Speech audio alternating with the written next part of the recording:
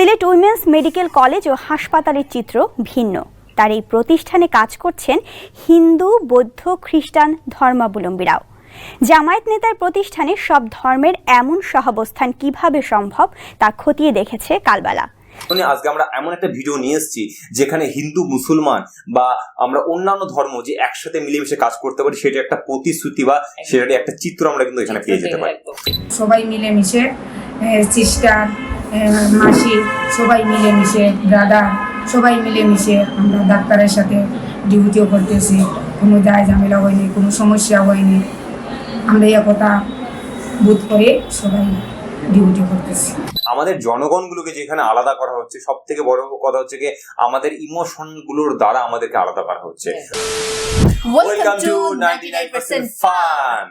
আজকে কিন্তু আবারও একটা নতুনত্ব ভিডিওর রিঅ্যাকশন নিয়ে চলে এসেছি।